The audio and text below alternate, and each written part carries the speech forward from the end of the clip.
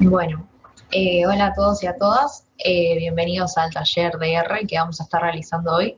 Mi nombre es Cami y soy de Proyecto Económicas, una agrupación de la Facu. Seguramente ya nos conozcan, nos habrán visto por las aulas, recomendando y promocionando nuestras clases de apoyo y los talleres.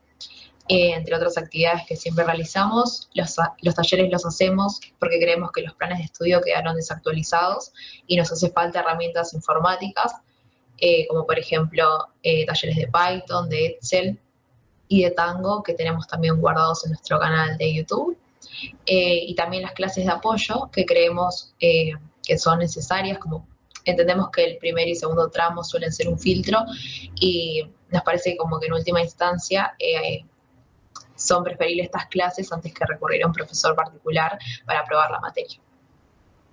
Así que nada, tenemos clases de apoyo de primer y segundo tramo, como estadística, análisis, álgebra, teoría contable y micro. Así que nada, los dejo con Martín y cualquier duda que tengan pueden escribirla por el chat o preferentemente abrir el micrófono.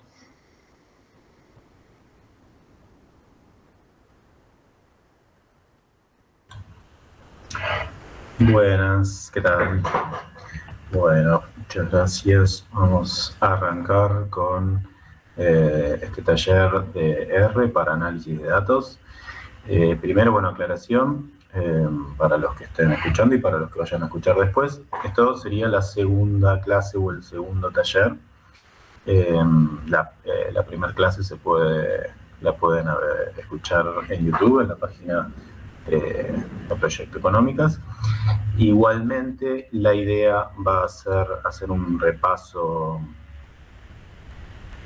relativamente rápido de lo que fuimos viendo la vez pasada, un poquito más profundo, y luego de eso vamos a estar metiéndonos un poco más en temas de estadística y de algunos test estadísticos, pruebas y algo de modelado, para poder ver lo que sería la potencia de R para el análisis de datos. Así que, bueno, vamos arrancando. Bueno, díganme si tienen algún problema para visualizar la pantalla. Yo ya estoy con el RStudio. Bueno, recordamos un poquito. El entorno de programación que vamos a usar es este software, que es el RStudio, que nos permite implementar código en R de una manera bastante simple y amigable. También podemos utilizarlo para correr otros lenguajes de programación, pero bueno, en principio nosotros vamos a usarlo para correr en R.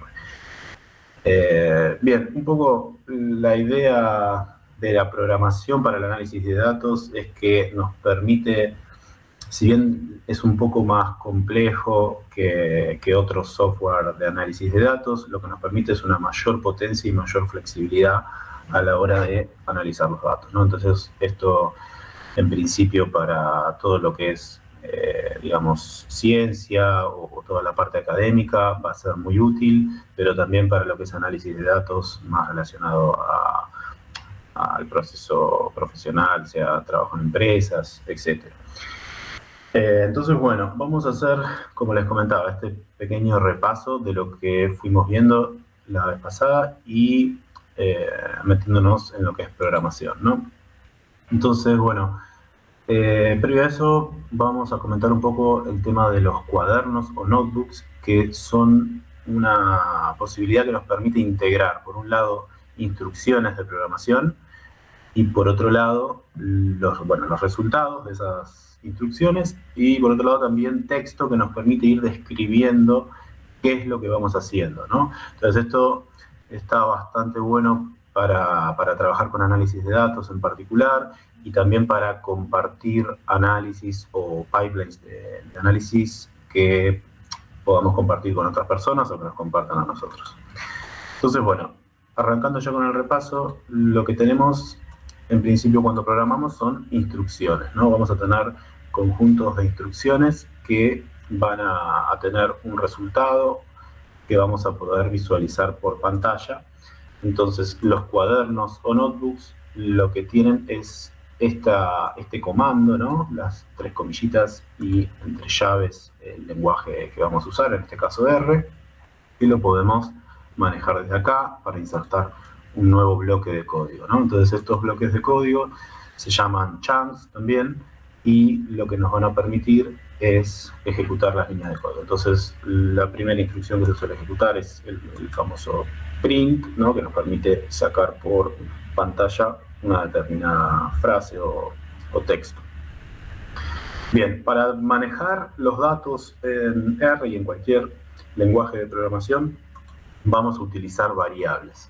Entonces las variables son lugares, cajitas o digamos localizaciones de memoria donde vamos a guardar datos que vamos a poder manipular y utilizar para realizar los análisis de datos en R. Entonces las variables van a constar de un nombre, un operador de asignación y el valor de la variable. Entonces cuando ejecutamos esta celda con el start que tenemos ahí, vamos a poder asignar este valor a la variable. Entonces veíamos que los valores o las variables aparecen en esta ventana que tenemos por acá. Entonces una vez que tenemos asignados los valores es importante ver cómo los recuperamos, y para recuperarlos simplemente nombramos a la variable con el nombre anterior y podemos utilizar en este caso la función print para sacar ese valor por pantalla. Entonces, una cuestión importante es que se puede reasignar valores a las variables. Entonces, si yo a la misma variable que tenía antes le vuelvo a asignar otro valor y pongo el resultado que me genera después, vamos a ver cómo tengo primero el primer resultado, el primer valor y luego el último valor, ¿no? Entonces, las instrucciones se van ejecutando secuencialmente de arriba hacia abajo en cada selección, digamos, en cada chunk de instrucciones. Bueno, otra cuestión importante es que tenemos distintos tipos de variables, ¿no? Con distintos tipos de datos. Entonces, fíjense como acá tenemos distintos colores para cada dato, ¿no? Esto lo asigna automáticamente R. Entonces tenemos variables numéricas, variables de texto y variables lógicas, ¿no? Con valores verdadero o falso. Entonces cada una de ellas cada variable va a asignar, va a guardar ese tipo de dato, ¿no? Esto es dinámico. Cuando uno define nuevamente una variable y le asigna otro tipo de datos, esa variable ya automáticamente va a guardar ese nuevo tipo de datos. Bien, una estructura de datos importante que vamos a utilizar mucho y que se va a utilizar mucho en el análisis de datos en particular son los vectores, ¿no? Los vectores son colecciones de datos ordenados secuencialmente. Entonces, para definir un vector, sabíamos que usábamos la letra C para combinar los valores separados por comas, ¿no? Entonces, definimos este vector utilizando el operador o la asignación, el operador de asignación, y vamos a poder guardar los datos ahí. Luego lo imprimimos o lo nombramos, lo referenciamos y obtenemos el resultado que cargamos.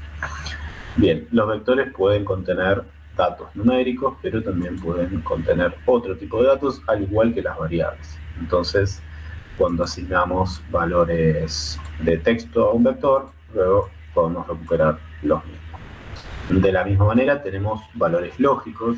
Los valores lógicos en el contexto del análisis de datos van a ser importantes para todo lo que es el indexado, la recuperación de datos y el filtro o el filtrado de datos cuando tenemos un dataset a manipular y analizar. Bien, otra cuestión importante es el tema de la indexación, ¿no? Cuando yo tengo un vector con una colección de datos, para recuperar esos datos lo que hago es pasarle el índice, que sería la posición del valor que quiero recuperar, y de esa manera podemos referenciar y recuperar ese valor, ¿no? Entonces, acá estoy imprimiendo el vector original con los 3 valores y acá estoy recuperando, en este caso, el índice o la posición 3 y en este caso la posición 1, que corresponden respectivamente al valor de persona y árbol. Bien, la indexación también va a ser importante para reasignar valores en un vector. Entonces, de la misma forma que hacíamos con las variables, uno antes nombraba el nombre de la variable y asignaba un valor.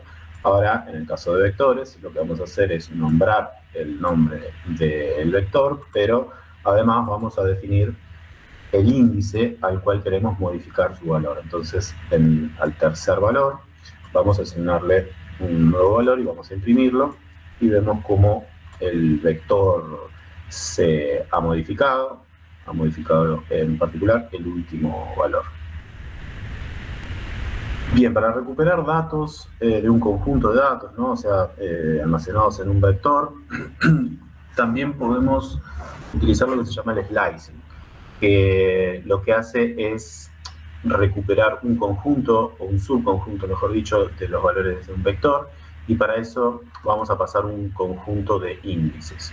Entonces, si yo tengo un vector numérico con los siguientes valores, lo que vamos a hacer es pedir el elemento 3 hasta el 6, ¿no? Pedimos desde el elemento tercero hasta el sexto. Entonces, esto nos va a recuperar desde tercero hasta el sexto, y podemos seleccionar ese subconjunto de datos. De nuevo, para lo que es filtrado de datos, esto va a ser importante. De la misma forma que recuperamos datos, al igual que cuando, digamos, indexábamos un valor puntual, podemos indexar un conjunto de valores y asignarles a ellos un conjunto de datos. Es decir, si yo tengo un vector, voy a ver los valores que tiene, y lo que hago es, si yo imprimiera el elemento segundo y el tercero, obtendría esto, y cuando yo a ese mismo indexado o sliceado le paso dos valores puntuales, lo que voy a hacer es actualizar los valores puntuales, ¿no? El segundo y el tercero en este caso. Entonces, del vector original, yo voy a tener el nuevo vector con esos elementos actualizados.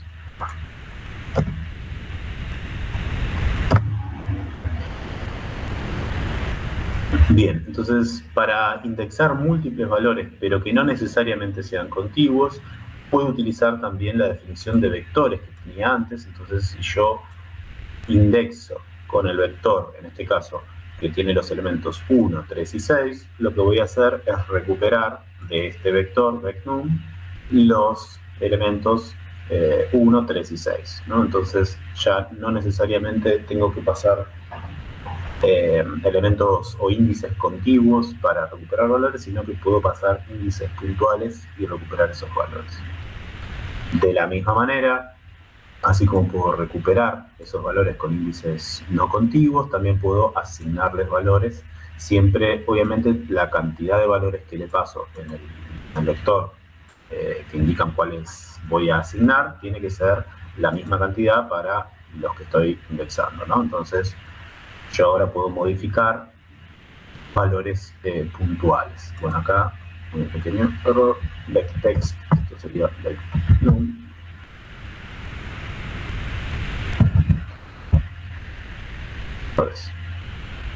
Entonces, para los elementos primero, tercero y sexto, vamos a asignar los valores 0, 0 y 0.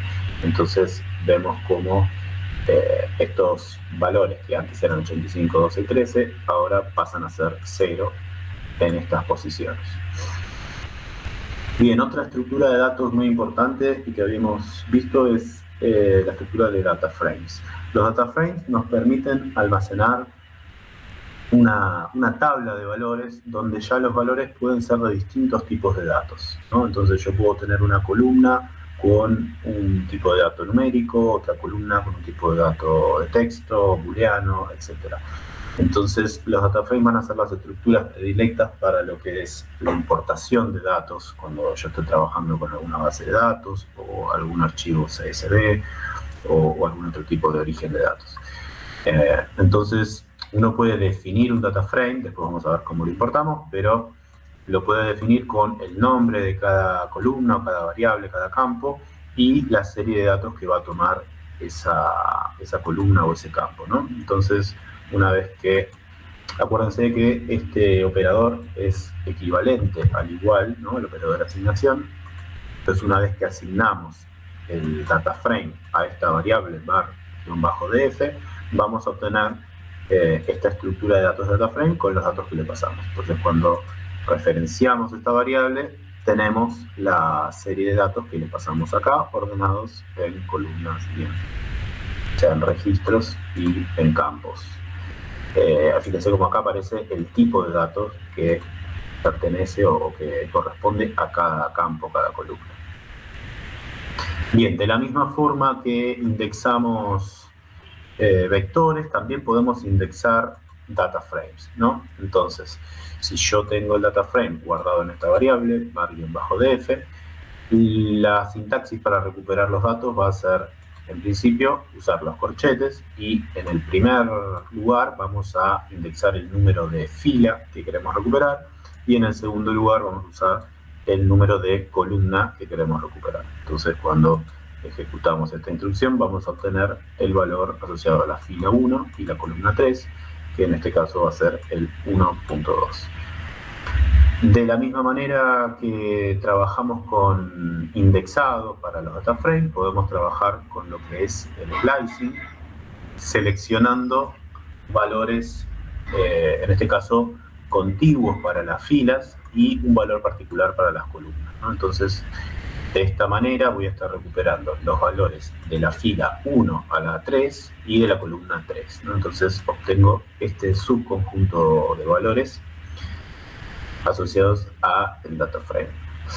Y igualmente también puedo recuperar valores no contiguos pasándole directamente en la dimensión de filas o columnas, tanto un vector con los índices en cuestión como los índices contiguos de la misma forma que arriba, ¿no? Entonces, en este caso estoy seleccionando la fila 1 y la 4, y por otro lado estamos referenciando la columna de la 3 a la 4, ¿no? Entonces, lo que vamos a obtener es otro data frame con los valores, ¿no?, de la fila 1 y 4 y las columnas o los campos 3 y 4.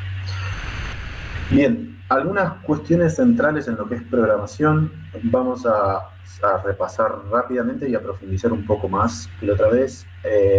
Vale la pena recordar que la parte central de la programación es independiente del lenguaje, ¿no? Todo lo que fuimos viendo de variables, lo que vamos a ver de operadores, lo que vamos a ver en particular de control de flujo, ¿no? Con condicionales y bucles. Y funciones, ¿no? Entonces, esa es la parte central de lo que es programación, y si uno puede aprender o comprender o entender ese funcionamiento, después es bastante más sencillo extrapolar ese núcleo de conocimientos a diversos lenguajes, ¿no? Si bien cada uno tiene su sintaxis, es decir, la forma o las palabras que vamos a usar para generar las instrucciones, la lógica general va a ser muy parecida, ¿no? Entonces es importante prestar atención a esta forma de funcionamiento, ¿no? A esta lógica que tiene la programación, y por ahí no tanto a los detalles de, bueno, qué simbolito uso o cómo llamo una función, cómo se llama esa función, etc. Uno, teniendo esa base, después puede profundizar. En principio, bueno, con algún curso, pero también hay muchos tutoriales en internet que, si uno tiene más o menos la base, es bastante más fácil generar esa puerta de entrada para profundizar. Entonces, en ese contexto vamos a ver cuestiones básicas de programación. En principio, los operadores aritméticos, que van a ser, los operadores son, digamos, instrucciones que nos permiten combinar dos valores y obtener como resultado un tercer valor en general, ¿no? Entonces, los operadores más conocidos o más sencillos serían los operadores aritméticos, que nos permiten generar las operaciones básicas matemáticas, ¿no? Entonces, si yo pongo valor 9 más 11, esto me va a dar el resultado de la suma, ¿no? Y lo voy a guardar en la variable. Entonces, en cada una de estas operaciones, bueno, suma, resta, multiplicación, división y exponenciación, vamos a tener esos resultados guardados en las variables. Entonces, por un lado tenemos los operadores aritméticos. Luego existen otros operadores que también son bastante de sentido común, si se quiere, que son los operadores de comparación. que de la misma forma que los operadores aritméticos nos van a devolver un valor final a partir de la comparación, en este caso, de dos valores. Entonces, estos operadores son menor que, menor o igual que, mayor que, igual que, y bueno, distinto de. Entonces, esas relaciones, por ejemplo, si yo pongo 5 igual 6, ¿no? Que es la sintaxis para el operador igualdad, vamos a obtener valores booleanos, ¿no? Valores de verdadero, falso, o true o false. Entonces, cada una de estas instrucciones me va a devolver un valor verdadero o falso. Entonces, 5 es distinto de 6, entonces esta operación me da falsa. 5 es menor a 6, entonces me da verdadera. Y 5 es menor o igual a 5, entonces cuando referencie el valor me da verdadero. Lo mismo podemos hacer en términos de texto.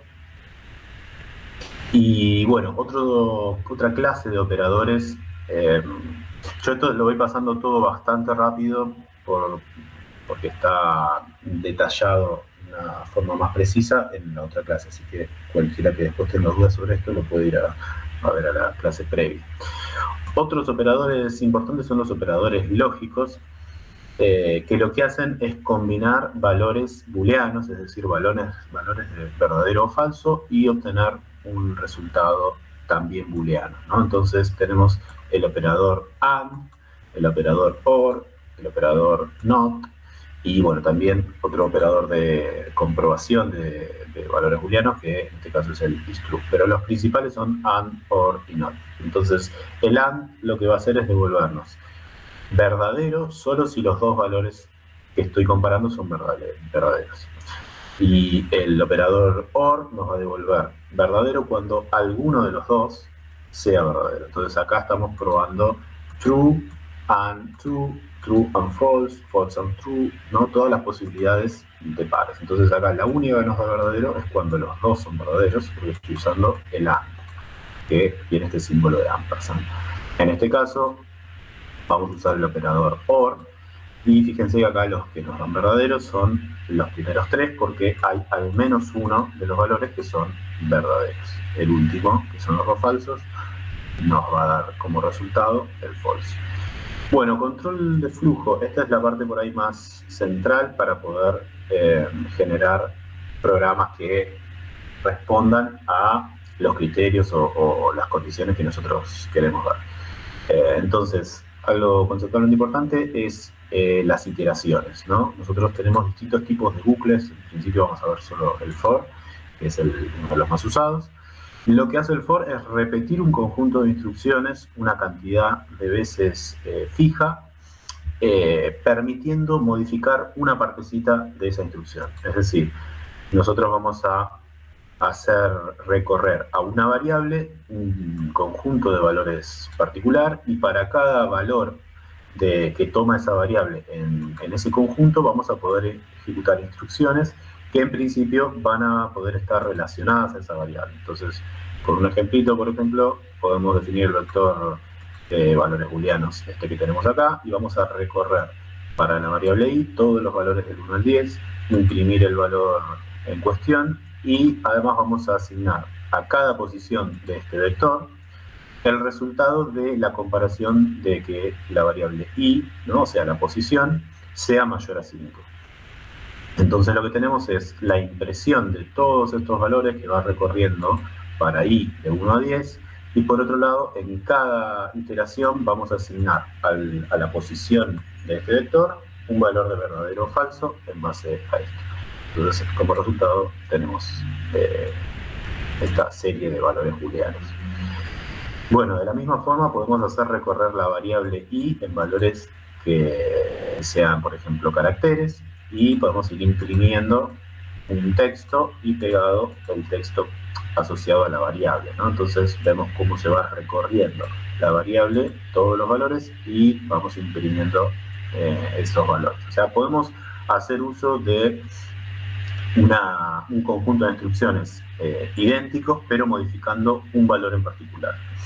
Entonces eso va a ser bastante útil para distintas cuestiones.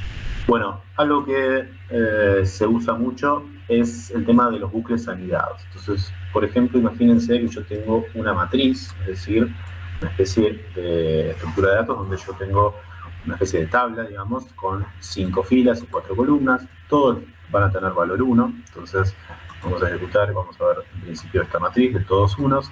Y lo que voy a hacer es, en principio, generar un contador, ¿no? Una variable igual a 0. Y lo que voy a hacer es recorrer con la variable i todos los valores de las filas, es decir, en este caso, de 1 a 5.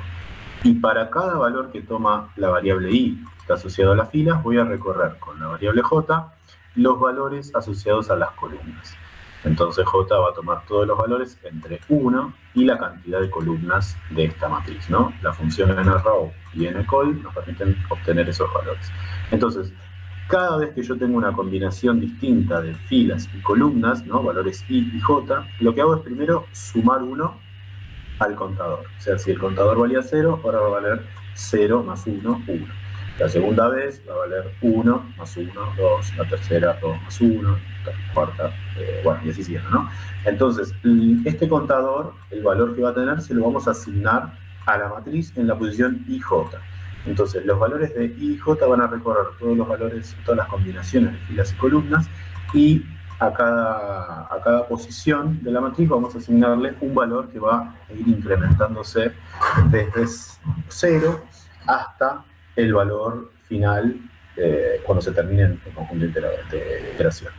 Entonces vemos cómo primero recorremos para una fila fija todas las columnas. Entonces para esta fila tenemos valor 1, después 2, 3, 4. Luego que terminamos de recorrer todas estas columnas, volvemos al principio del for i, ¿no? el que está más arriba, y pasamos a recorrer nuevamente todos los valores de la columna, pero parados en una posición distinta de fila. Entonces ahora la fila es la segunda fila y vamos asignando todos los valores que vayamos obteniendo, incrementando el contador, a la fila y la columna indicada. Bueno, esta forma es una forma de recorrer matrices que también va a ser de bastante utilidad, y está bueno también entender cómo funcionan bucles anidados y también condicionales anidados.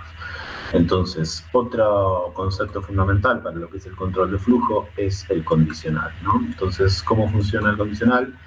La idea es, si se cumple una condición, ¿no? Esto implica que esta condición, digamos, la vamos a expresar en términos de valores booleanos, ¿no? Si esta condición es true, si el valor este es true, entonces vamos a generar este conjunto de operaciones, vamos a ejecutar este conjunto de instrucciones. Y en caso contrario, con la palabrita clave else, vamos a generar o a ejecutar otro conjunto de instrucciones. Entonces, si 3 es menor a 4, ¿no? Que en este caso esto va a ser verdadero, entonces ejecutamos esta instrucción. En caso contrario, si 3 no es menor a 4, vamos a ejecutar este otro conjunto. Entonces acá, como 3 es menor a 4, vamos a ejecutar esto, que es imprimir, en este caso, aunque diga el número 5 es mayor a 4, lo que hacemos es ejecutar esto, entonces se imprime eso. Bueno, habíamos visto también que podemos definir esto en términos de variables. Entonces asignamos un valor a la variable y decimos si la variable es mayor o menor o igual a algún número, ejecutamos un conjunto de instrucciones, y si no, otro. Esto es lo que vamos a usar mayoritariamente, porque va a ser una condición que puede ir cambiando dependiendo del contexto. Bueno, de la misma forma que usamos bucles anidados, también podemos usar condicionales anidados. Entonces, si se cumple esta condición, que se va a dar, como tenemos un operador AND, esto se va a dar cuando ambas condiciones sean verdaderas, entonces vamos a ejecutar una instrucción, y en caso contrario, o sea, si esto es false, vamos a entrar en este conjunto de instrucciones que también tienen asociados dentro de ellos dos condicionales más, ¿no? Entonces uno puede ir asociando o anidando tanto los bucles como los condicionales. Bueno, una parte muy importante también de promoción es el tema de funciones. Las funciones son, digamos, conjuntos de instrucciones que ya vienen resumidos y que se referencian en alguna librería, en algún archivo. Entonces, por ejemplo, esta función runif lo que nos hace es devolver valores aleatorios con una instrucción uniforme, pasándole como parámetros o como argumentos, entre paréntesis, el número de el intervalo, ¿no? El límite de intervalo mínimo, el límite máximo del intervalo y la cantidad de valores que quiero. Entonces, lo importante de esto, más allá del uso particular, es que existen muchas funciones y uno puede descargar librerías con funcionalidades que ya están implementadas, muchas veces muy complejas, entonces se puede reutilizar código de otras personas, compartidos. Entonces, bueno, eso potencia mucho la capacidad del análisis de datos programando o en R. Bueno, esto podemos ejecutar funciones que generen enteros, funciones que calculen la media, funciones que calculen el desvío estándar, etc.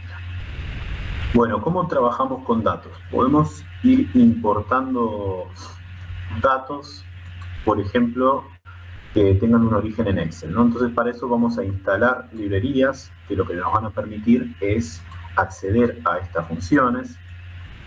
Entonces, en este caso vamos a instalar el paquete readXL y vamos a llamar o a referenciar a la función, a la librería en cuestión. Ya debería estar instalado. Entonces, bueno, con esta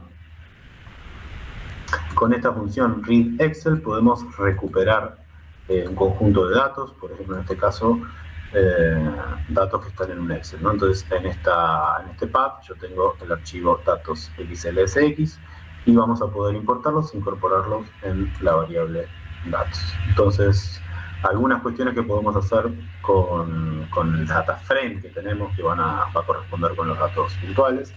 Vamos a ver ligeramente el archivo de origen, así tenemos idea de qué es lo que hay.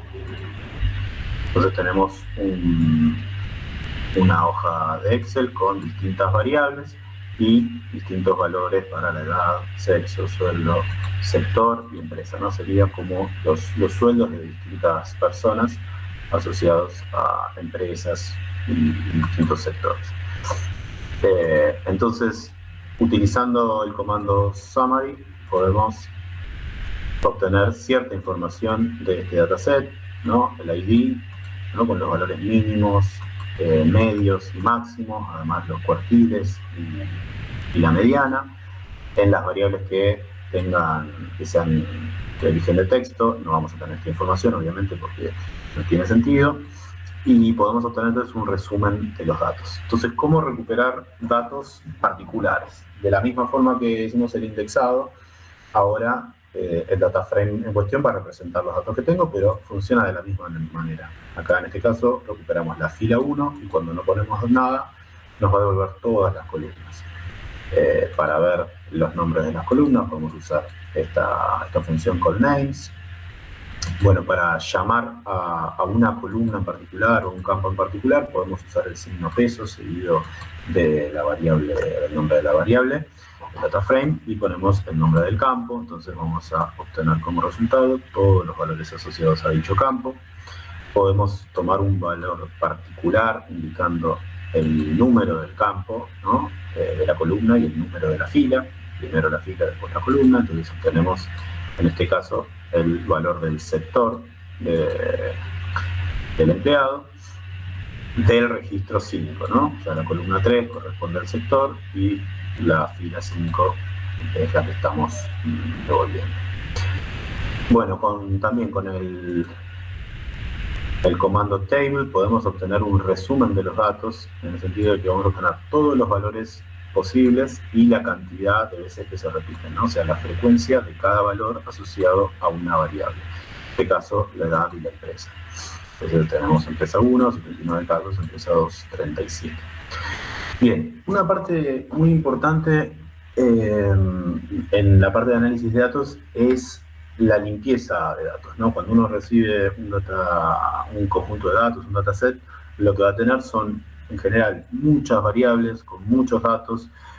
Pueden haber datos perdidos, es decir, registros que por ahí no tengan algún valor en particular, o columnas que no nos aporten datos relevantes o que incluso tengan datos que estén digamos, corruptos y que no nos aporten.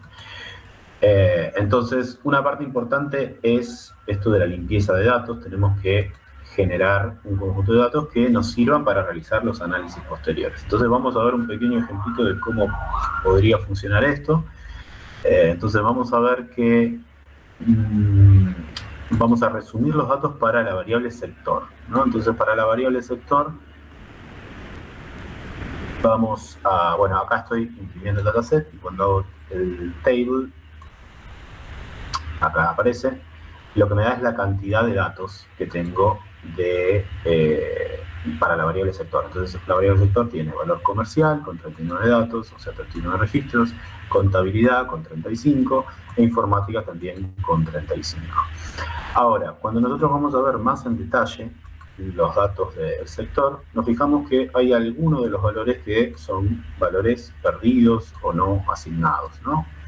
Entonces todos estos valores NA son valores que están perdidos. Si vamos a ver, perdón que abro de nuevo el dataset, vamos a ver que algunos de estos valores no tienen nada, ¿no? Entonces, esto es una de las cosas que nosotros querríamos poder abordar para generar algún análisis posterior que no tenga en cuenta esos datos, porque además, en general, nos puede terminar dando errores en lo que es la programación, ¿no? Porque si uno, por ejemplo, trata de hacer una correlación entre valores y hay datos que no tiene, eso puede generar algún tipo de error.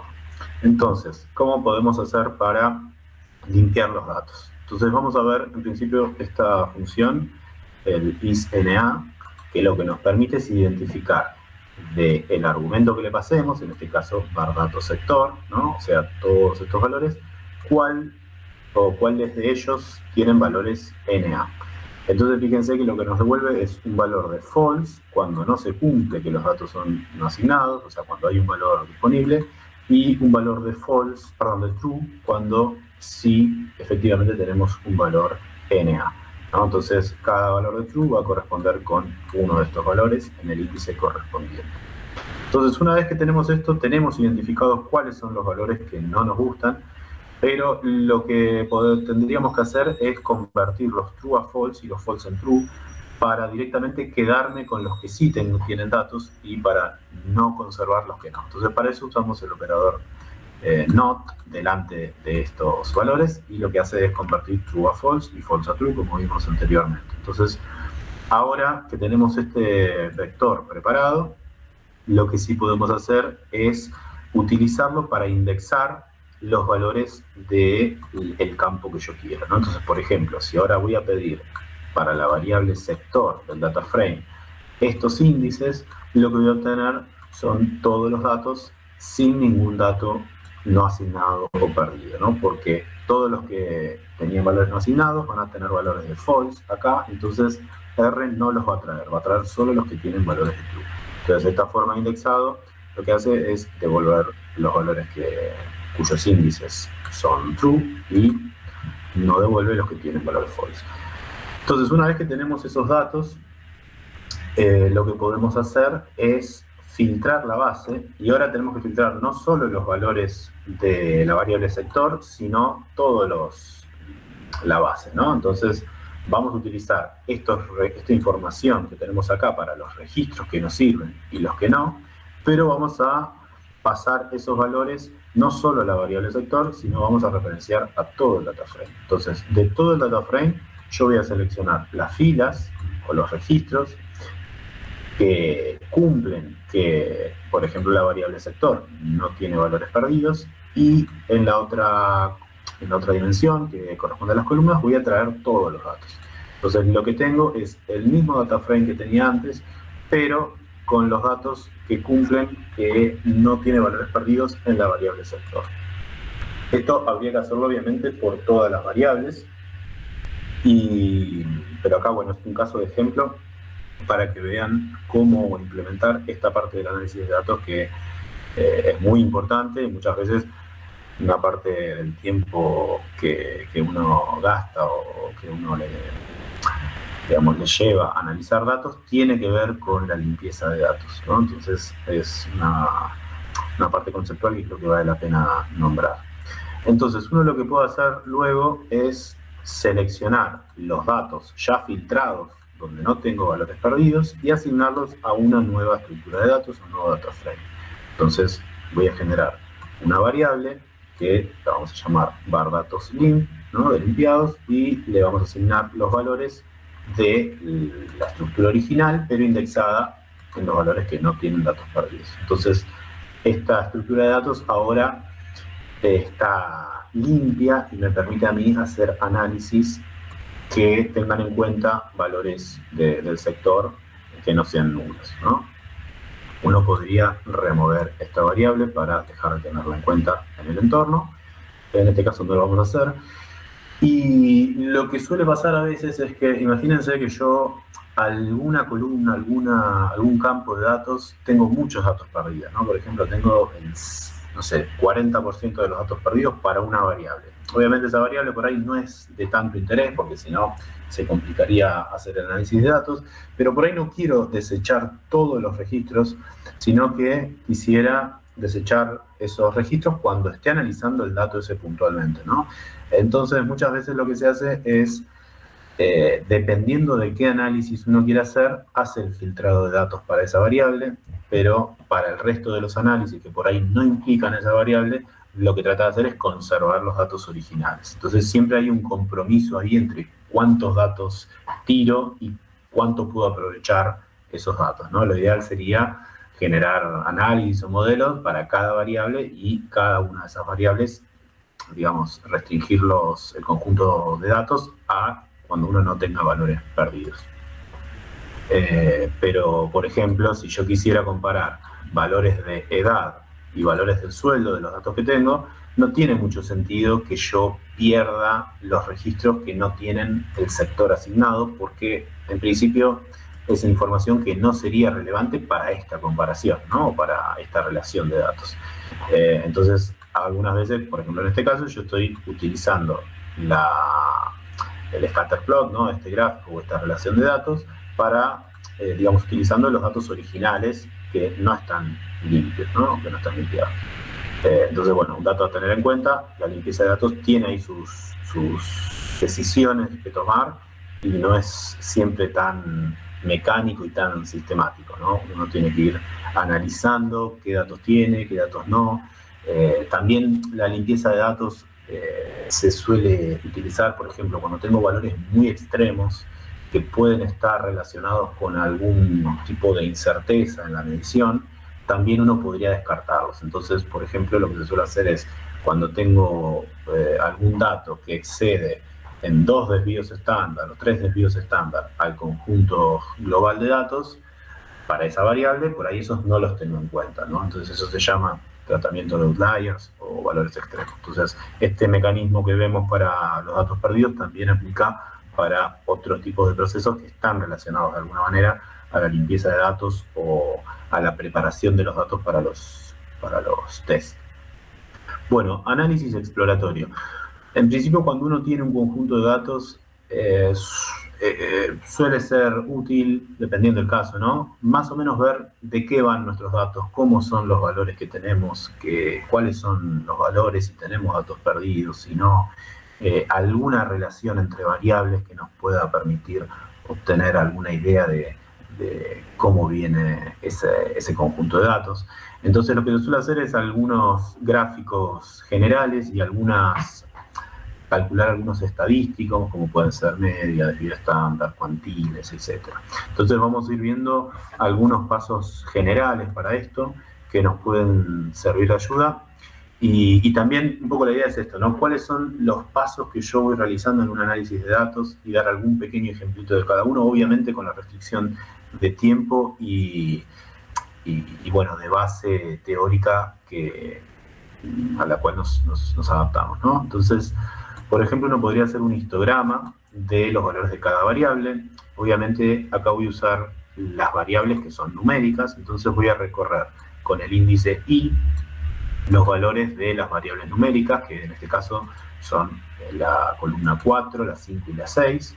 Para cada uno de esos datos, ¿no? En el bucle, lo que hago es imprimir el valor de la columna y con esta función ist voy a hacer un histograma de los datos asociados a esa columna, ¿no? Entonces esto también es un ejemplito del uso del for.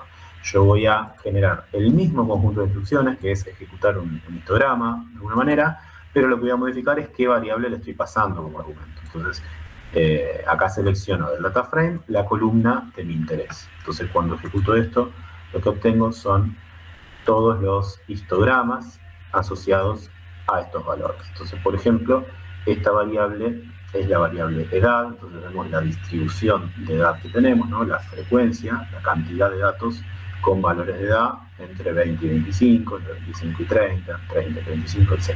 Entonces vemos que hay muchos con edades entre 20 y 30 y hay poquitos con edades mayores a 50, ¿no?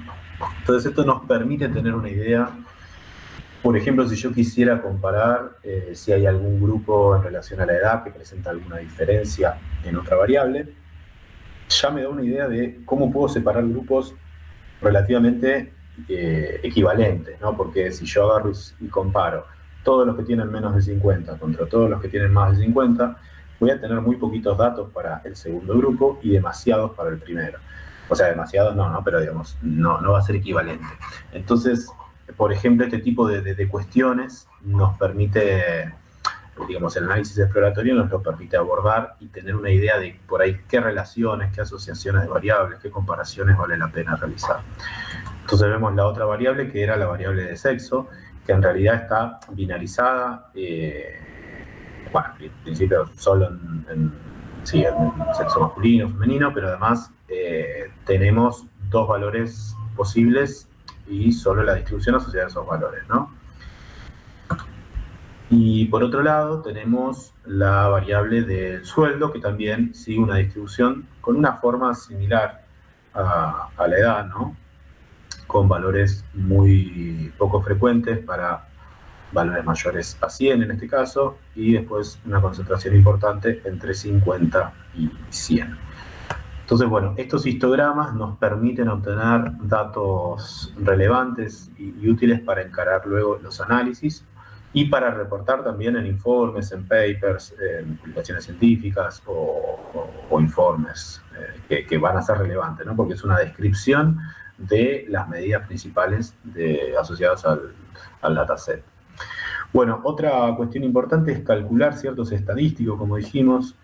Por ejemplo, podemos calcular la media, el desvío estándar, bueno, la mediana, o directamente los cuantiles, ¿no? Los cuantiles van a ser los valores que separan a la muestra en porcentajes de datos cuando están ordenados, ¿no? Entonces, por ejemplo, el cuantil 0,10 va a ser el valor en el eje X que separa el 10% de los datos hacia la izquierda. El cuantil 0,2, ¿no? O 20 va a ser el valor en la dimensión X o en el eje X en este caso, que va a separar el 20% de los datos hacia la izquierda. Entonces uno lo puede representar como el área del histograma que cumple con la proporción de datos asociada al cuantil, ¿no? Entonces, por ejemplo, tenemos acá cuantiles 0,10, 0,20, 0,30, 0,90, entonces sabemos que el 10% de los datos van a tener valores menores a 23, el 20% de los datos valores menores a 25, el 30% de los datos valores menores a 26 y el 90% de los datos valores menores a 45. ¿Esto para qué sirve?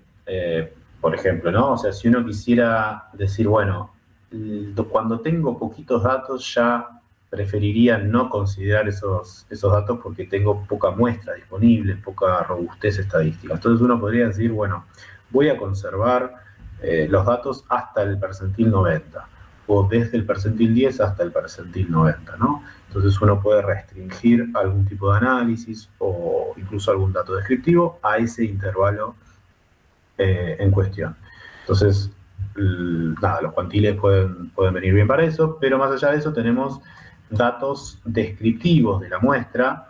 Entonces, por ejemplo, tenemos bueno, la media, el desvío estándar, que está asociado a la dispersión de los datos, bueno, los cuantiles, etcétera, y además de eso lo tenemos para cada variable, ¿no? Entonces, en general, un histograma de cada variable con alguna algún conjunto de estadísticos que me permitan entender valores centrales, dispersión de los datos, valores extremos, etcétera, suele ser bastante común realizar en un análisis de datos exploratorio. Bien, esto es para variables numéricas, ¿no? Que son las tres que teníamos, pero también podemos generar alguna descripción de datos para variables más categóricas, ¿no? Como, por ejemplo, en este caso, para el sector o para la empresa. Para la empresa tenemos, bueno, empresa 1, empresa 2, y para el sector comercial, contabilidad informática. Entonces, fíjense que yo con la función table puedo obtener la cantidad de datos, ¿no? O la frecuencia asociada a cada valor. Entonces podría hacer un pequeño grafiquito de torta para cada uno, donde le voy a pasar, fíjense, esperen que bajo esto así pueda visualizarse mejor. Voy a obtener, por un lado, voy a imprimir los valores de los datos, como tengo acá, y voy a generar un gráfico pasándole como labels, en este caso, la cantidad de datos de cada sector, ¿no? Entonces, acá podemos ver la empresa 1 con 74 y la empresa 2 con 35, y bueno, algo análogo para lo que es la variable de sector. Bueno, entonces también uno podría, por ejemplo, generar algún test de proporciones que me diga si hay diferencias en estas proporciones significativas, ¿no? En términos estadísticos. Y lo importante es que uno puede ir recorriendo, o sea, el análisis que quiera para las variables tanto categóricas como las variables, digamos, continuas o numéricas, uno lo puede repetir utilizando distintos tipos de bucles o utilizando condicionales. Por ejemplo, puede recorrer todas las variables y preguntar si la variable es numérica, entonces realiza este análisis exploratorio; si la variable es categórica, entonces utiliza otro pipeline para generar esa estadística descriptiva, etc. Entonces esto, bueno, nos permite eso, ¿no? Como explorar los datos que tengo y sacar algunas conclusiones relevantes, tanto para generar un informe y describir y sacar conclusiones, digamos, cuyo fin sea obtener esa información, así como también para encarar una posterior, digamos, una parte posterior que va a ser el análisis. Hay análisis que van a tener sentido realizarse en base a estos datos descriptivos, y bueno, uno puede ir tomando decisiones en base a eso. Otra cuestión descriptiva relevante es la asociación entre variables, ¿no? Hasta acá estuvimos viendo datos o estadísticos de cada variable puntual. Uno podría también evaluar si hay relaciones, si hay asociaciones entre variables. Entonces, en este caso, por ejemplo, uno puede hacer una scatter plot donde grafique cada punto, va a representar un par de una observación, ¿no? Cuyo valor en el eje X va a corresponder a la variable edad, en este caso, y cuyo valor en el eje Y va a corresponder a la variable sueldo.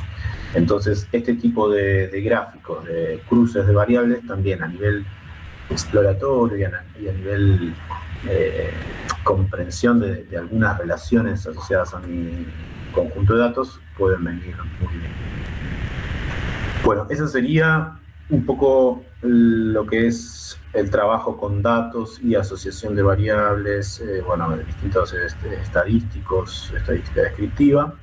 Y ahora vamos a pasar a meternos un poquito más con cuestiones de estadística y ver cómo podemos usar R para analizar esto, ¿no?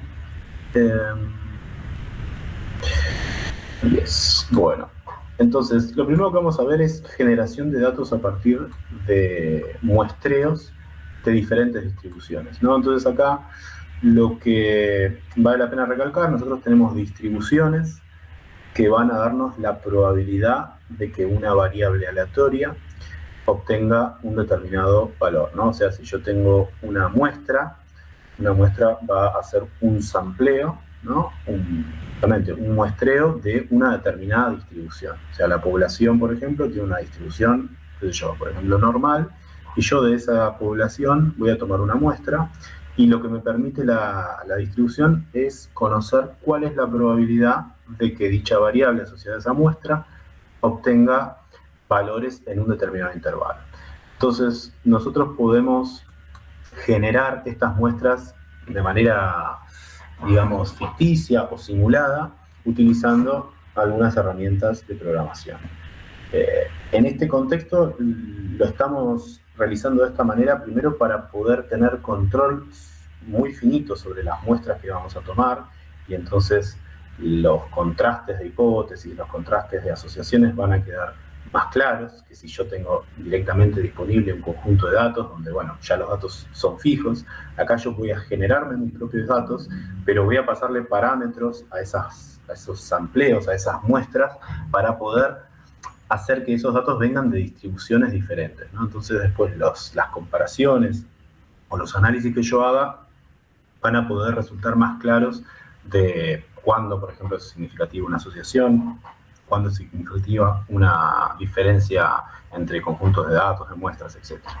Entonces, lo primero que hacemos es pasar a trabajar con la distribución uniforme.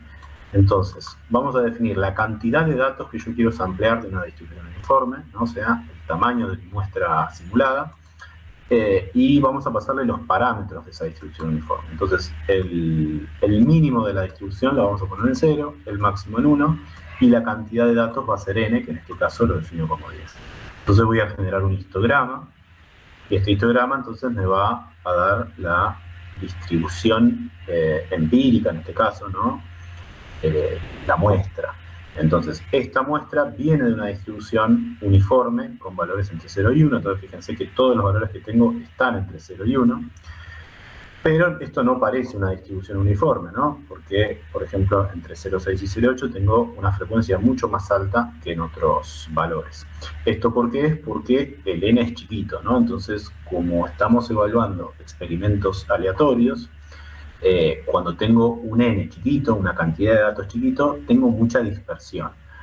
Ahora, cuando yo voy aumentando, ¿no? En este caso, por ejemplo, tener una muestra de 100 datos, voy aumentando el n, ya la distribución empieza a parecerse un poco más a algo más constante, ¿no? Que yo esperaría que todos los intervalos de 0 a 1, ¿no? Que es donde está la distribución uniforme, como la distribución uniforme asume igual probabilidad para cualquier valor, yo esperaría que esta distribución, este histograma, tenga alturas muy similares para cada intervalo. Entonces, como decía antes, a medida que aumento el n, este histograma se va a parecer más a la distribución original. Entonces, fíjense que si yo lo corro de nuevo, obviamente cambia porque estoy generando una muestra aleatoria. O sea, cada vez que estoy corriendo esta función runif, estoy generando un conjunto de datos o una muestra diferente, pero siempre asociada a esta probabilidad, a esta distribución.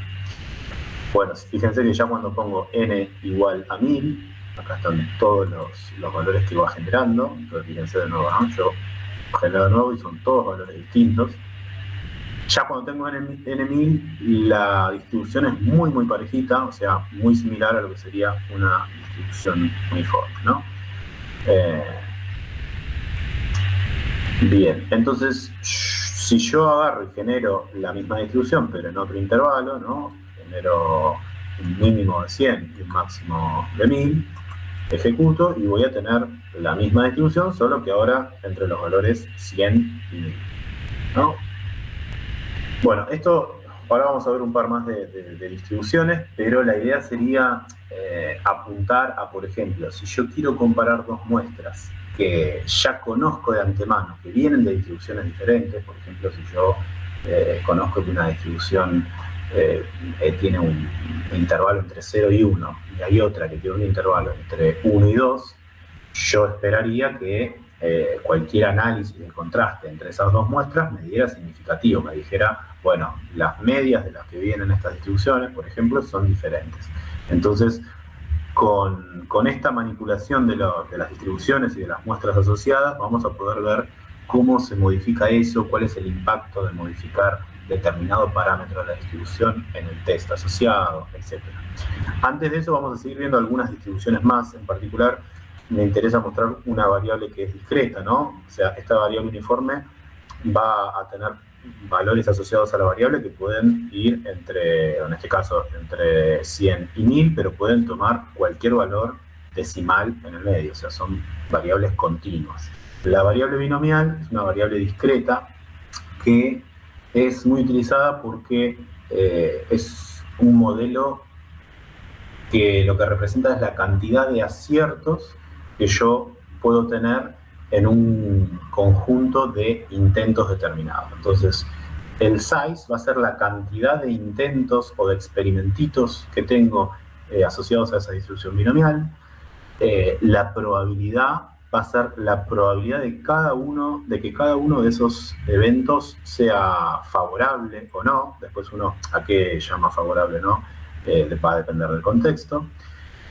Y entonces lo que voy a llamar como n es la cantidad de muestras asociadas. Entonces, por ejemplo, si pongo una muestra solo, lo que voy a obtener es, bueno, si tengo 20 intentos y una probabilidad de acierto de 0,2 en cada uno de esos intentos, ¿cuál es la cantidad de aciertos que voy a obtener? Entonces vamos a correr esta distribución, vamos a pasarle 10 muestras. Cada una de esas muestras va a tener 20 intentos y una probabilidad de acierto de 0,2, y lo que voy a estar graficando acá en la variable x va a ser la cantidad de aciertos que obtuve para cada una de las 10 muestras que sampleé, ¿no? Entonces, lo que tengo acá es que con un acierto obtuve 2 muestras, con 2 aciertos obtuve 4 muestras, con 3 aciertos no obtuve ninguna, con 4 tuve 2, etc. Entonces, a pesar de estar graficado de forma similar, acá lo que tenemos son valores discretos, ¿no? Si nosotros vemos, cuando yo printeo acá estos resultados, fíjense que tengo valores discretos enteros. En el caso previo, yo acá tenía valores decimales, ¿no? Entonces, esto es para graficar que esto sería una variable discreta y la anterior una variable continua. Entonces, bueno, de la misma manera, cuando yo empiezo a aumentar el n, voy a obtener un histograma que se empieza a parecer mucho más a la distribución binomial, en este caso.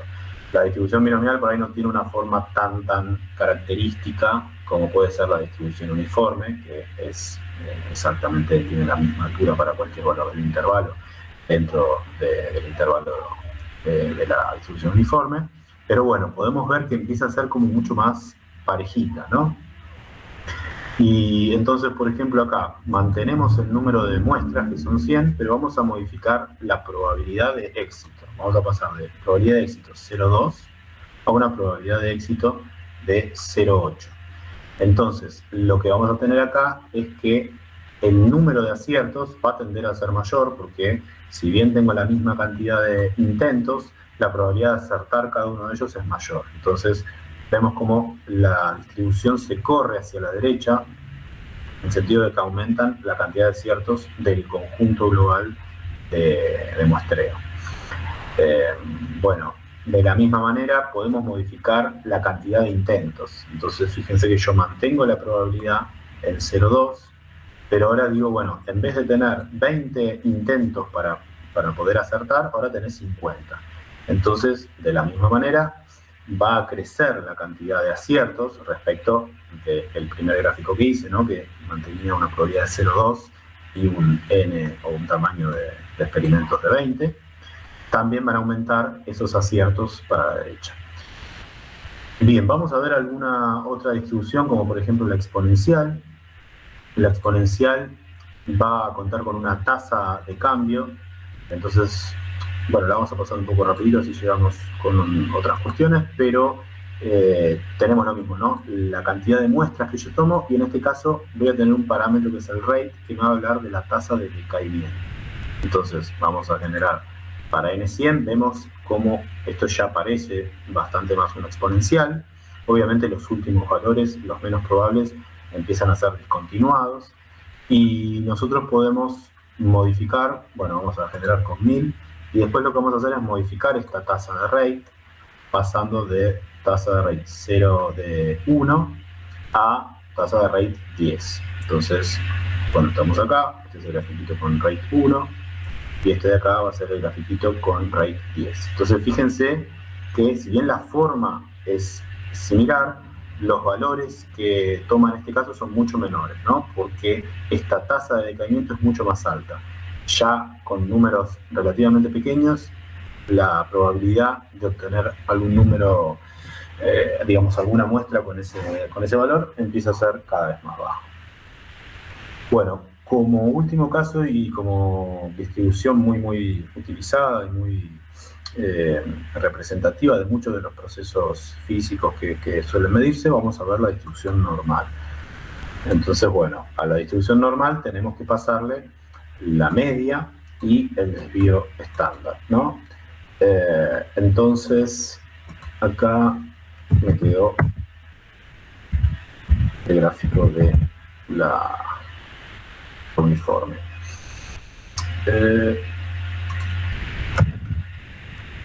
Una cosa que tiene de bueno, bueno, todos los lenguajes de programación y en particular, es que nos van mostrando los errores y nos van diciendo dónde está el error y en qué nos estamos equivocando. Bueno, entonces tenemos, como habíamos dicho, una distribución normal con media en 50 y desvío estándar de 1. Como tenemos una muestra chiquita, fíjense que esto, que uno esperaría que tenga una forma de campana de Gauss, tiene una forma bastante fea, o por lo menos diferente a una campana de Gauss, ¿no? Esto es porque, de nuevo, el n es chiquito, entonces la probabilidad de, digamos, cuando tengo procesos aleatorios y el n pequeño, la probabilidad de obtener valores por ahí muy dispersos respecto de la distribución empieza a ser más grande. A medida que yo voy generando un n más grande, acá tengo los mismos parámetros de media y desvío, pero ya un n 100, acá ya empezamos a estar muy cerca del valor de la media 50, y fíjense que el desvío nos habla del ancho o de la dispersión de esos datos. Entonces, más o menos entre 49 y 51 se concentra aproximadamente, bueno, cuando uno hace la cuentita a nivel teórico, tiene aproximadamente el 65-70% de los datos entre 2 sigmas respecto de la media, ¿no? Entonces, fíjense que más o menos eso pareciera cumplirse. La mayoría de los datos están entre esos valores. Bueno, si movemos la media, mantenemos el desvío, fíjense cómo esto ya se corre para la izquierda. Y cuando modificamos el desvío estándar, acá los valores veíamos que van entre 19 y 21 la mayoría, y yo pongo un desvío estándar de 5, vemos cómo ya esto se empieza a extender, ¿no? Entonces ya está centrado en 20, pero la distancia al resto de los datos empieza a ser cada vez más grande. Bien, entonces acá estamos viendo o visualizando histogramas que tienen que ver con las muestras generadas de manera simulada, ¿no? Pero asociadas a distribuciones.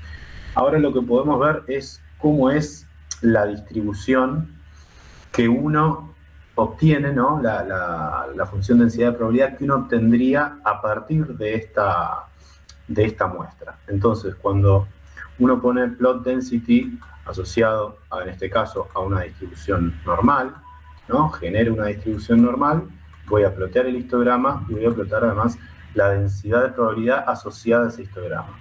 Entonces, esta sería la muestra, ¿no? Del histograma, los datos empíricos que yo tengo, y lo que R me permite hacer de una manera muy directa y muy rápida es ajustar una densidad de probabilidad que esté basada en la muestra que tengo. Entonces, yo lo que puedo hacer es estimar cuál es la densidad de probabilidad de la población de la cual proviene esta muestra, solo poniendo esta función, ¿no? En este caso lo estoy ploteando, pero además puedo guardar esta función para eventualmente generar datos que estén de acuerdo a la población de la cual viene la muestra que yo tomé, ¿no? Entonces, en este caso, fíjense que esta distribución de la densidad de probabilidad es muy similar a una distribución gaussiana, centrada en 20, y con un desvío que está de acuerdo con los 5 que nosotros habíamos puesto en la distribución, ¿no? Entonces, de esta manera nosotros podemos hacer el link entre la parte más empírica, que tiene que ver con la muestra, con la frecuencia, con el histograma,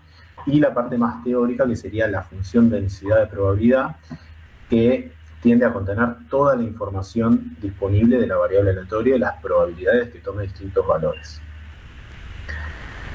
Cuando yo aumento el n, en este caso no aumenté el n, sino que cambié la distribución de una distribución normal a una distribución uniforme.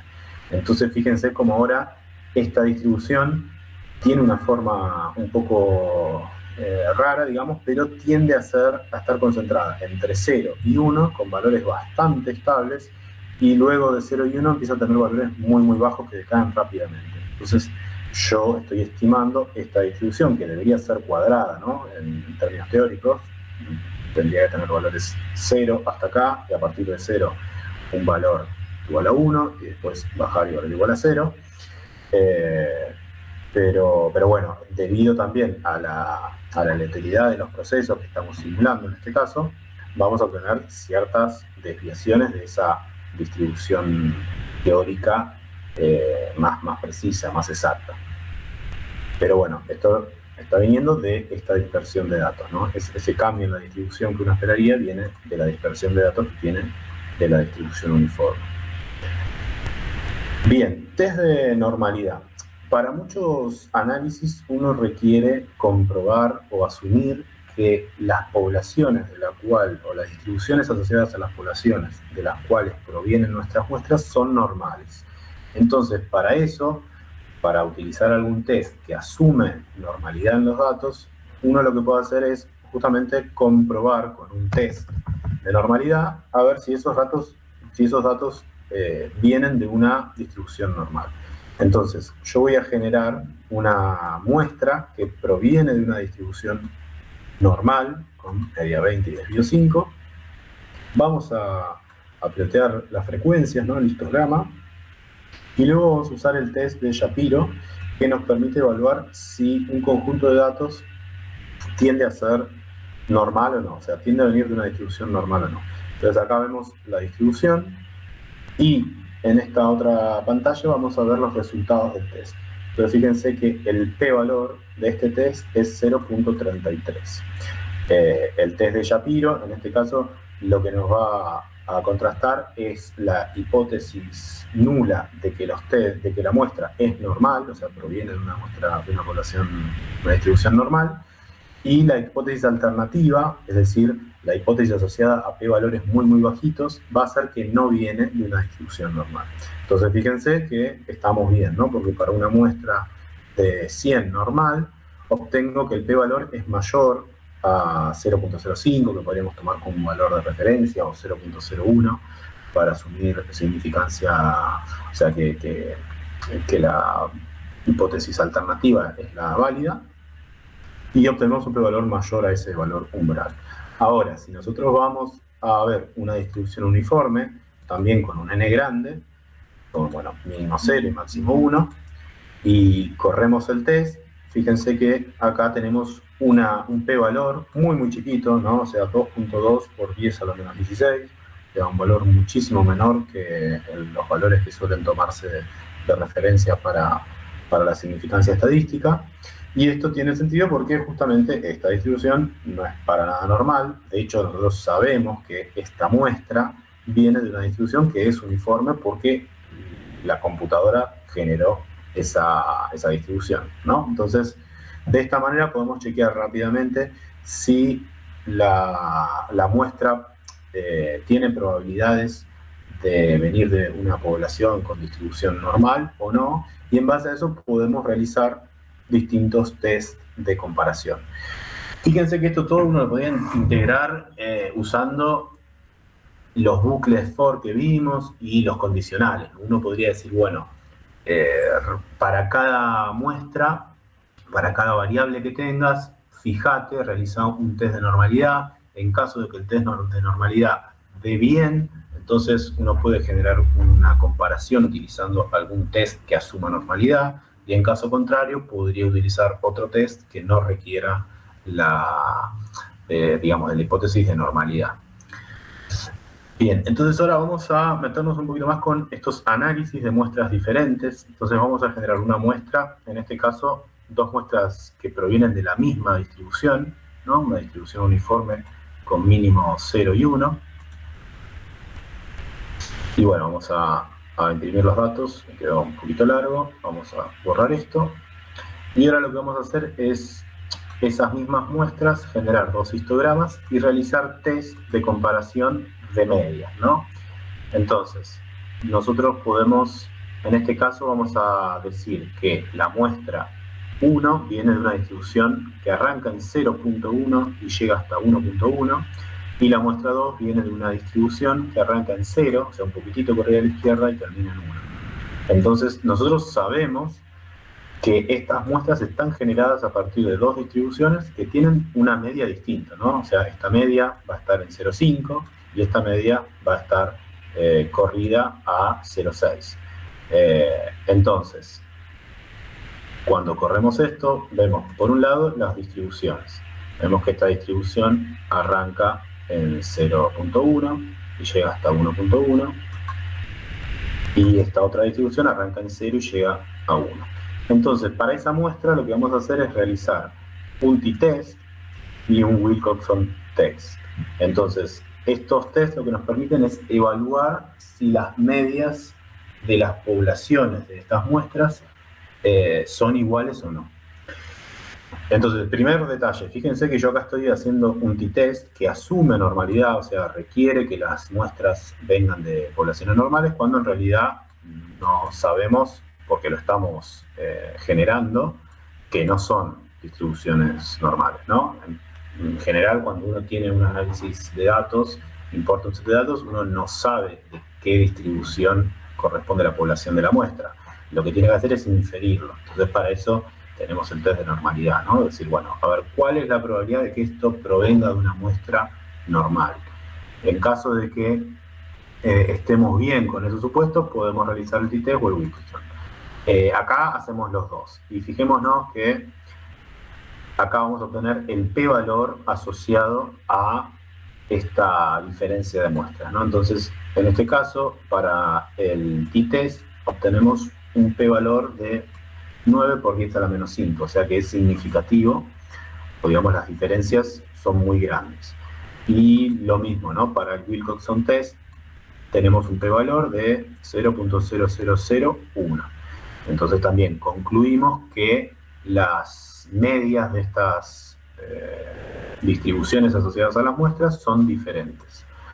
Ahora, fíjense que nosotros, o sea, si tuviéramos una muestra más chica, perdemos potencia en el test, y además, si tuviéramos también, o sea, si no hubiera diferencias, vamos a testear qué pasa en este caso, ¿no? Entonces, acá fíjense que ya el p-valor es 0.17 y el p-valor del Wilcoxon Ransom Test es también de 0.21, ¿no? O sea, p-valores mayores a valores, por ejemplo, de 0.05 que uno podría considerar como umbral.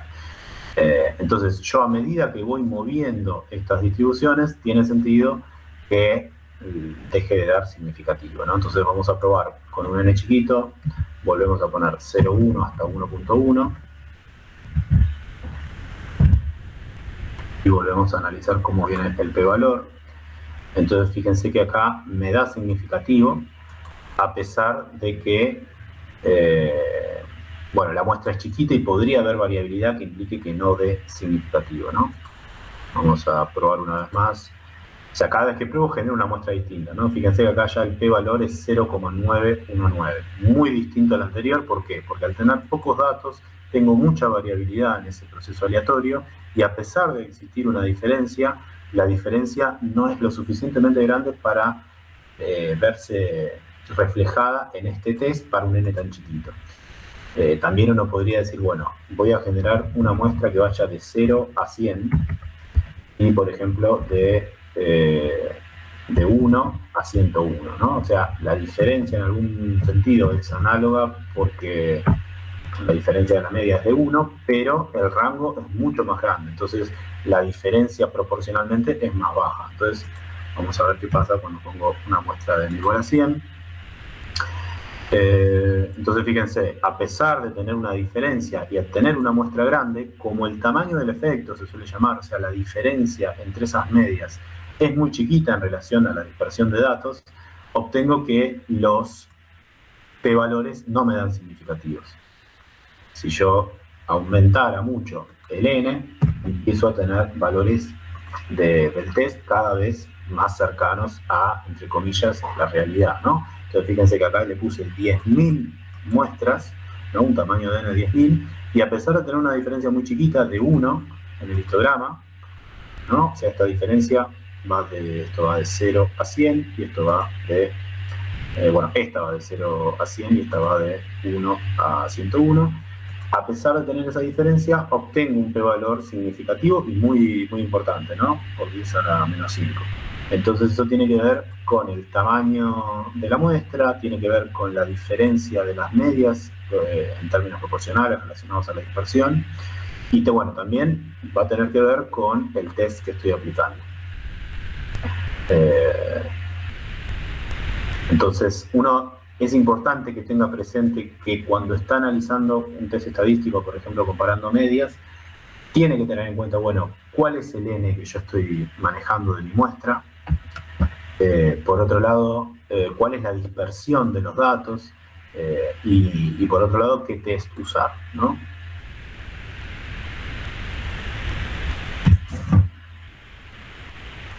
Bueno, vamos a seguir. De la misma manera que comparamos las medias de poblaciones de dos muestras normales, dos muestras uniformes en este caso, podemos comparar la de dos muestras exponenciales. En este caso tenemos la misma tasa de rate, entonces cuando hacemos el test, bueno, acá no lo he imprimido, vamos a copiar estas instrucciones para imprimir los resultados de estos test. O sea, acá no lo nombré, ¿no? Pero llamamos a la función ptest y le pasamos como argumento los datos generados de la muestra 1, los datos generados de la muestra 2 y los parámetros que tienen que ver en este caso con si el test es a dos colas y consideraciones acerca de la varianza de las muestras. Entonces, cuando generamos este test, tenemos lo mismo, ¿no? El p-value, ¿no? El estadístico asociado al test, la probabilidad de que vengan de distribuciones con la misma media. Acá no tenemos diferencias significativas, lo cual tiene mucho sentido porque las distribuciones vienen las muestras vienen de distribuciones con la misma media, ¿no? Lo que quiero mostrar acá es que uno puede estar comparando muestras que vienen de distintas poblaciones con distribuciones distintas. Uno generalmente dependiendo del análisis de datos, ¿no? Pero en general se suele hacer mucho comparaciones entre muestras normales, pero cuando está analizando datos puede estar analizando muestras que tienen distintas distribuciones, ¿no? Entonces, por ejemplo, el Wilcoxon test nos permite independizarnos de esa asunción de normalidad. Entonces la probabilidad o el p-valor y las conclusiones que otorga ese test van a ser mucho más representativas o precisas en términos de probabilidades que si yo estoy haciendo un t-test para una muestra que no es normal. Entonces vamos a comparar también dos muestras normales. Lo mismo, ¿no? Cuando imprimimos los test asociados, acá estas muestras vienen de la misma media, ¿no? Media 0. Y les dio 1, y media 0 y les dio 1, ¿no? A pesar de tener la misma población, recordamos, ¿no? Pero las muestras son muestras distintas porque la generación de datos es un proceso aleatorio.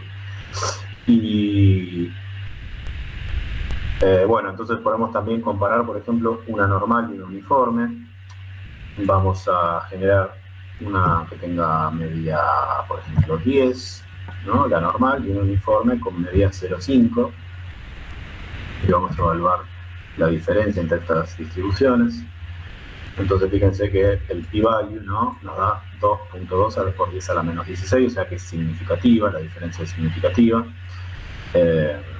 porque bueno, justamente a pesar de venir de distribuciones distintas, la media de una es 10 y la media de la otra va a estar entre el mínimo y el máximo en el caso del uniforme, que va a ser 0,5. Bien. Vamos a generar ahora muestras relacionadas. ¿A qué me refiero con muestras relacionadas? Uno va a generar dos variables, ¿no? En este caso, en principio, vamos a generar una variable que viene o sea, una muestra asociada a una variable que viene de una distribución normal, con media 0 y el medio 10. Y por otro lado, vamos a, en primer paso, asignar a la muestra 2 los mismos valores que la muestra 1. Y vamos a hacer un pequeño grafiquito de esto. Bien, entonces fíjense que lo que vamos a graficar acá es muestra 1 contra muestra 2. Como cada par de valores es igual, ¿no? O sea, cuando uno vale menos 20, el otro vale menos 20, cuando uno vale 10, el otro vale 10. Lo que tengo graficado acá, en este caso sería muestra 1, perdón, en este eje muestra 2, voy a obtener una recta perfecta porque justamente es como si tuviera la recta y igual a x, ¿no? Entonces, bueno, con este comando plot vamos a graficar esto. Y entonces, conclusión obvia de esto es, bueno, cuando tenemos un gráfico que tiende a ser una recta, es que obtenemos una relación lineal muy marcada de los datos. En general, cuando nosotros analizamos datos o muestras que vienen de procesos de mediciones reales, lo que tenemos es, digamos, procesos de ruido o de incerteza o errores. Entonces, por ejemplo, fíjense acá, vamos a generar una muestra que proviene de una distribución normal, igual a la anterior, ¿no? Con media 20 y desvío 10, y la segunda muestra vamos a hacer que sea igual a la muestra 1, pero ahora vamos a sumarle un error, ¿no? Ese error lo vamos a modelar con una variable uniforme que va a tener valores entre menos 1 y 1 al azar. Entonces, la muestra 2 va a estar corrida, ¿no? O sea, cada valor de la muestra 2 va a estar corrida de cada valor asociado de la muestra 1 en un valor que va a ser aleatorio entre menos 1 y 1 y que va a estar multiplicado por este numerito que es peso error. Y eso es lo que me muestra ese corrimiento de los datos respecto de la recta, ¿no? Si bien tenemos una relación lineal, una recta muy marcada, con pendiente 1, ¿no? Porque la muestra 1 es igual a la muestra 2, esa relación se ve modificada o se ve, modificada por ese error que yo le estoy poniendo. Entonces, de alguna manera, esto trata de representar los procesos de incerteza que nosotros terminamos viviendo. Entonces, lo que está bueno de esto es analizar, bueno, ¿qué pasa cuando yo genero, por ejemplo, quiero testear una asociación, ¿no? Ver si es significativa o no? ¿Y qué pasa cuando yo ya sé que las variables están asociadas, pero sé que tienen un proceso de ruido y puedo ir moviendo la relevancia, ¿no? Aumentando o disminuyendo la relevancia de ese error o esa incerteza? Entonces, en este caso, con la variable peso error, yo puedo hacer que el ruido sea más grande. Entonces, por ejemplo, vamos a aumentar de 1 a 5. Obviamente estamos generando una muestra nueva, y fíjense que acá ya esa dispersión empieza a ser más grande, ¿no? O sea, ese ancho de la línea, ¿no? O de la recta que marca la relación entre las variables, empieza a ser cada vez más grande. Y si, bueno, uno va subiendo este valor, ya los datos empiezan a tener mucha dispersión y empieza a desdibujarse mucho la relación lineal, ¿no? Si uno hiciera una dispersión mucho más grande, ya cuesta decir que acá hay una relación lineal, ¿no? A pesar de eso, como nosotros estamos seguros que armamos esa relación entre variables con una relación lineal, no podemos, o sea, es difícil contemplarlo por este proceso de incerteza. Ahora, esto lo estamos haciendo todo a nivel más gráfico, ¿no? Pero uno podría generar también un test para corroborar esto. Bueno, estos gráficos son, digamos, lo que recién modifiqué, está puesto acá para analizar esto, ¿no? Así que bueno, por acá no hay tanto que ver. Vemos el tema este, ¿no? De cuánto se empiezan a separar los datos respecto de la relación lineal. Bueno, entonces, ¿cómo podemos cuantificar esa asociación entre variables, ¿no? Nosotros vimos recién algunos test que implican una comparación entre medias, como el t-test, que asume normalidad, y el test de rangos, que nos permite comparar medias de poblaciones relacionadas a muestras sin asumir normalidad. De la misma forma tenemos otros test, como puede ser la correlación, y en particular la correlación va a estar caracterizada por el coeficiente de correlación, ¿no? Cuando el coeficiente de correlación tiende a valores cercanos a 1, esas variables van a estar muy asociadas. Cuando tiende a valores a 0, van a estar muy poco asociadas o son independientes. Y cuando tiende a valores negativos, acercándose a -1, tiende a una asociación que se conoce como anticorrelación, ¿no? Cuando una variable tiene valores altos, la otra variable toma valores bajos y viceversa. Entonces, vamos a utilizar las mismas muestras que generamos para luego evaluar la correlación, ¿no? Entonces, con este comando, cor, le paso muestra 1, le paso muestra 2 y le paso parámetros, en este caso los distintos métodos asociados a las correlaciones. Lo corro y voy a obtener entonces el coeficiente de correlación. Bueno, en este caso entiendo que está tomando la de Pearson, por la duda vamos a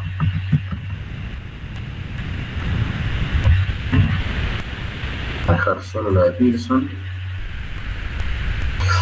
Bien, entonces tenemos un coeficiente de correlación de 0,84 aproximadamente, 0,85. De nuevo, ¿no? Esto tiene sentido porque las variables sabemos que están asociadas, porque a pesar de generar procesos aleatorios, ¿no? Porque generamos este error, sabemos que vienen de la misma muestra, ¿no? Porque básicamente son las mismas variables, solo que a una le sumé un poquito de error. Entonces, este coeficiente 0,85, perdón, veamos que cuando yo aumento la relevancia del error, debería tender a disminuir. Obviamente hay un proceso aleatorio, entonces podría ser que eventualmente, a pesar de tener un mayor peso, el coeficiente pueda aumentar justamente por la aleatoriedad. Pero fíjense cómo ahora pasó del 0,85 a 0,32 y esto se condice con que visualmente vemos que no están tan asociadas las variables. Entonces, de nuevo, si seguimos moviendo, aumentando este error, estamos dando más relevancia a la incerteza o al error asociado a dicha asociación y vemos como el coeficiente empieza a disminuir, ¿no? En particular, bueno, si le ponemos un peso de 100, lo que estamos diciendo acá es, bueno, este error es muchísimo más relevante que los valores asociados a la muestra 1. Entonces tiene sentido que ahora el coeficiente sea bajísimo, ¿no? Entonces casi que sabemos que las variables son independientes, ¿no? Porque se acerca a 0.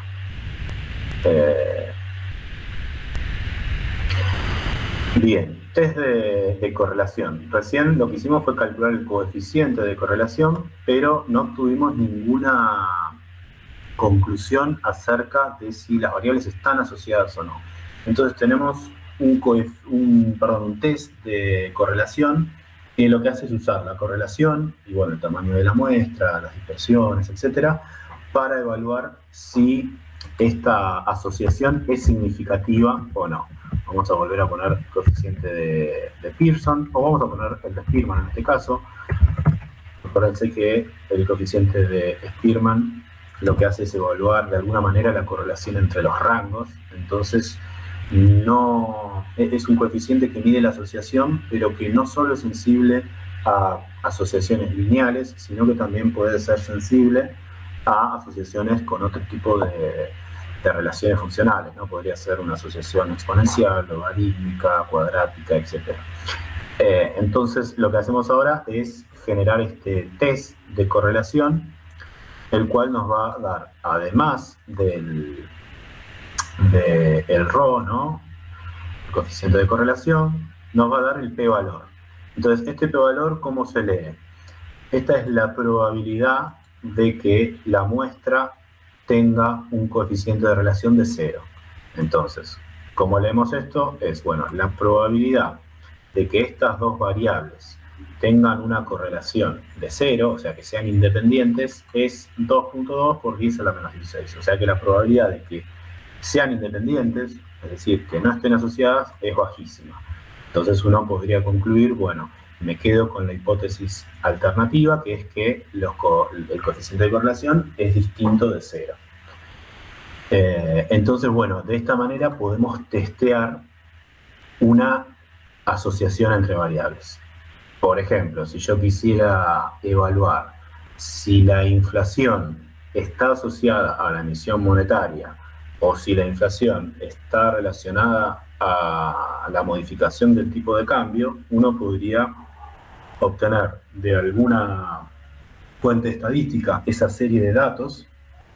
Entonces podría ver si hay alguna asociación entre el cambio en los precios, ¿no?, medido a través de la inflación, por ejemplo, anual, y podría, en la otra variable, podría analizar la modificación o el aumento de la masa monetaria o de la emisión monetaria, ¿no? O sea, o mide la emisión monetaria o mide la modificación de la masa monetaria, ¿no? Porque uno lo que quiere testear es si el aumento del dinero disponible, de la velocidad de circulación, etcétera, impacta en los precios. Entonces, uno podría evaluar esa asociación generando este análisis solamente, obviamente, con las variables y las muestras correctas. De la misma manera, uno podría testear eso con lo que es el tipo de cambio, y ahí también, ¿no?, lo que me interesa del tipo de cambio es la modificación, el delta temporal entre, por ejemplo, un año. Si un año el tipo de cambio se modificó un 10%, veo cómo impacta ese 10% y si está asociado al cambio de precios, que por ahí, no sé, fue un 10%. Entonces, para bajarlo un poquito y para ponerlo en términos más prácticos, uno podría testear ese tipo de asociaciones entre variables y obtener conclusiones de ellas. Bien, algo que nos permite R en particular, pero la programación y distintos lenguajes en general, como por ejemplo, bueno, ya nombramos un poco el taller pasado, pero MATLAB, Python son lenguajes muy potentes en cuanto a lo que es análisis de datos. Pero bueno, en particular R nos permite realizar modelos lineales, ¿no? O sea, ajustar modelos lineales de una forma muy sencilla. Entonces, fíjense, esta línea de acá, esta instrucción de acá, lo que hago es llamar a la función lineal model, ¿no?, LM. Lo que vamos a chequear es la relación entre la variable y la variable x, y los datos que vamos a usar los definimos acá, ponemos data igual a, lo transformamos en data frame, a la muestra, a la variable x, ¿no?, que la estoy llamando acá, y la vamos a cargar con los datos de muestra 1, que la definí acá, y la variable y le vamos a pasar los datos de muestra 2, que la definí acá. Entonces, ¿qué estamos haciendo? Estamos generando la muestra 1 y la muestra 2 relacionada a la muestra 1 con la misma idea de la incerteza o del error o el corregimiento respecto de la relación exacta, y estamos ajustando un modelo lineal a esa relación de datos, y lo que podemos evaluar es los distintos coeficientes de ese modelo lineal, y también de otra manera podemos ver la probabilidad, ¿no?, el p-valor de que las variables estén asociadas o no. Esto es una regresión lineal, obviamente, de una variable dependiente respecto a una variable independiente. Después uno puede generar modelos mucho más complejos, pero la base de un modelo lineal, fíjense que es esta, ¿no?, la regresión lineal, y lo puedo correr solo con una línea de código en R. Entonces, bueno, vamos a interpretar un poquito los resultados. Acá me pasa directamente la fórmula, ¿no? Tenemos un modelo lineal donde lo que estamos tratando de ajustar es una dependencia lineal entre y x, donde y es la muestra 1, perdón, x es la muestra 1 e y es la muestra 2. Y lo que tenemos acá son, bueno, algunos datos descriptivos del ajuste de ese modelo. En particular, tenemos la probabilidad asociada a la asociación entre esas variables, ¿no?, los coeficientes, ¿no?, que van a ser los coeficientes que multiplican a esa relación, ¿no? Si uno tiene un modelo lineal, uno dice y es igual a a por x más b, ¿no? Entonces uno puede obtener b, sería donde intercepta ese modelo, digamos, al 0, y el coeficiente asociado a la variable x va a ser ese numerito que va a multiplicar a la variable x para obtener la variable y, ¿no? Con esa relación lineal. Y cuán significativa es esa asociación, o sea, cuánto este coeficiente es un valor, digamos, significativamente representativo de esa asociación en base a los datos empíricos que tenemos. Entonces fíjense que acá tenemos estos 3 asteriscos que marcan, bueno, una asociación muy fuerte o una significancia muy fuerte para esta asociación entre x e y. Uno lo que puede hacer es después generar modelos lineales donde obviamente no tenga solo una variable dependiente y una variable independiente, sino puede generar una variable dependiente con muchas variables independientes. Puede proponer, por ejemplo, modelos mixtos donde haya efectos asociados a variables particulares, efectos aleatorios. Puede generar modelos lineales generalizados donde uno puede incorporar relaciones no lineales a partir del modelo lineal. O sea, esto se puede complejizar mucho y permite generar análisis, desde análisis muy simples hasta análisis muy complejos y con relativamente poco código, ¿no? Entonces es algo que es bastante potente. Bueno, tenemos por otro lado otros parámetros como el R cuadrado, el R cuadrado ajustado, que nos permite más que nada comparar regresiones cuando tenemos un n diferente. Y bueno, nada, tenemos este resultado asociado al modelo lineal. ¿Cómo calcula R o cómo calculan en general los algoritmos estos procesos? Es con el ajuste cuadrado, ¿no? Entonces, vamos a, por último, graficar este ajuste. Entonces, ¿qué es lo que está haciendo R cuando genera un modelo lineal? Lo que hace es ajustar una recta, en este caso, a el scatter plot, ¿no? De el cruce de variables. Entonces lo que hace es ajustar la pendiente de la recta y el valor constante donde se cruza, ¿no? al eje Y, de modo de que las distancias sumadas o integradas de alguna manera, ¿no? De cada punto a esa recta es lo mínimo posible, ¿no? Entonces lo que hace el programa es ir moviendo los parámetros de esta recta, ¿no? Moviéndolo tanto girándola como moviéndolo para arriba o para abajo, trasladándola, de manera que la suma de todas las distancias sea lo más chiquita posible. Entonces, una vez que logra hacer eso, detrás de eso hay todo algoritmos de optimización, digamos que permiten hacer eso de manera eficiente. Se tienen que ir buscando distintas combinaciones de valores de la pendiente y de la ordenada al origen para generar esa minimización de la distancia. Una vez que lo encuentra, nos da como resultado justamente los parámetros de este modelo. Y en base a eso también lo que se va a calcular es el p-valor asociado a la regresión, ¿no? Entonces, bueno, recopilando un poquito, lo que hicimos fue trabajar con muestras a partir de distribuciones que nosotros fijábamos, ¿no? Conocíamos de antemano, para poder ver cuál era el impacto de esas distribuciones de origen en las muestras y en particular en los test que nosotros realizamos sobre las muestras. En este caso hicimos test de comparación de medias, suponiendo normalidad y no, el t-test y el Wilcoxon test, y por otro lado test de asociaciones entre variables, ¿no? Por un lado el test de correlación y por otro lado introdujimos el tema de los modelos lineales, que si bien en este caso el tipo de análisis resulta comparable o análogo con el test de correlación, porque fíjense que lo que estamos viendo es si hay una asociación entre estas dos variables. Era lo mismo que veíamos con el test de correlación acá arriba, ¿no? Cuando hacemos core-test obteníamos lo mismo, ¿no? Un p-valor asociado a la asociación de dos variables.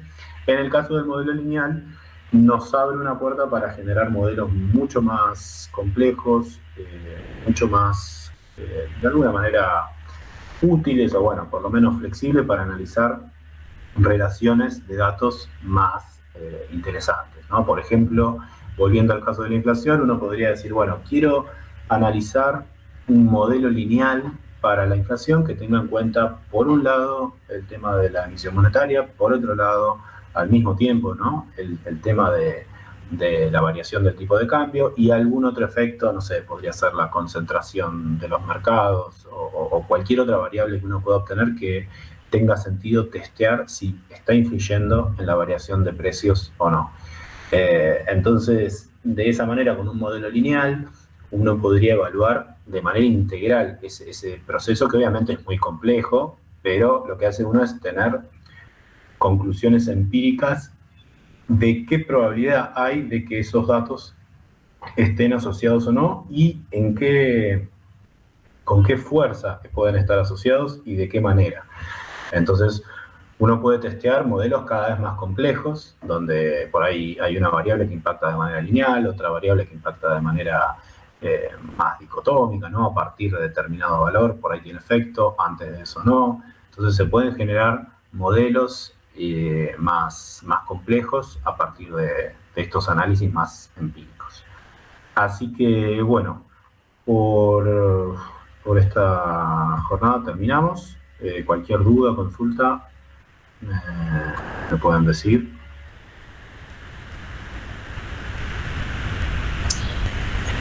Bueno, excelente taller, muchas gracias Martín, muchas gracias a todos también por sumarse. Nada más queda recordarles que el taller se va a grabar, fue grabado y va a ser subido al canal de YouTube.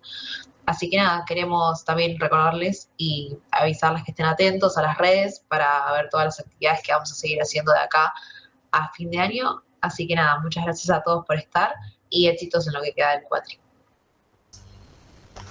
Muchas gracias. Gracias.